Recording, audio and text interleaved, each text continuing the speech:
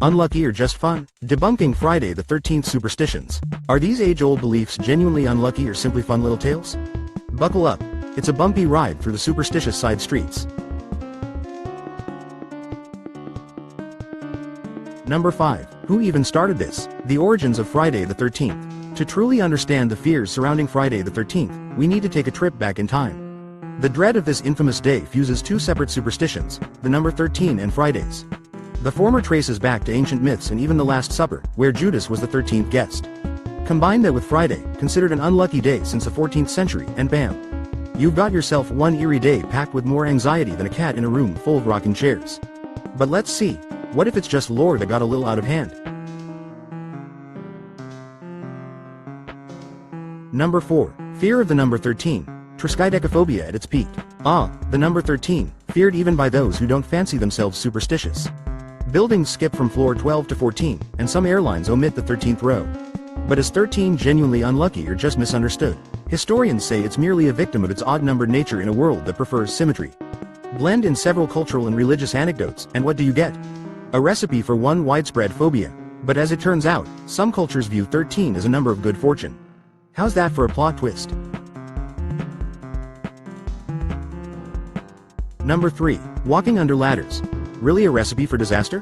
Imagine you're minding your own business, traipsing around town, and suddenly there's a ladder in your path. Do you dare walk under it? Most folks hustle around it, thanks to a long-standing superstition.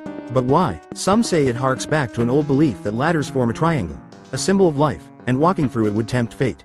Others suggest practical origins. Things falling from above. Either way, it's more about common sense and less about celestial wrath. Newsflash. Sidestepping ladders might just save you from a bonk on the head, not a hex. Number 2. Broken mirrors bringing bad luck, shattering the myths. Let's face it, the idea that breaking a mirror brings bad luck for 7 years is a concept that has cracked us up for ages. Originating from ancient times when mirrors were believed to hold fragments of our souls, breaking one supposedly shattered more than glass, it splintered your spirit. Fast forward to today, though, and modern psychology might argue those 7 years of bad luck are merely self-fulfilling prophecies. Really, it's your penchant for clumsiness that's to be blamed. So next time you break a mirror, maybe just reach for a broom, not a rabbit's foot. Number 1. Black cats crossing your path. Fluffy friends or phantom fears? Picture it. A cute, black kitty crosses your path, cue ominous music.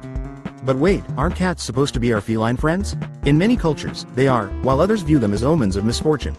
The unlucky association hails from old European folklore where black cats were considered witches' familiars.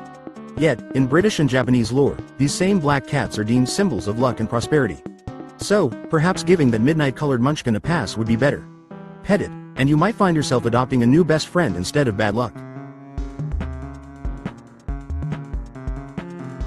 Well, there you have it. Unraveled myths and curious histories cast a whole new light on Friday the 13th. Whether you're steering clear of ladders and mirrors or have newfound sympathy for black cats, one thing's for sure. Superstition can be as entertaining as it is irrational.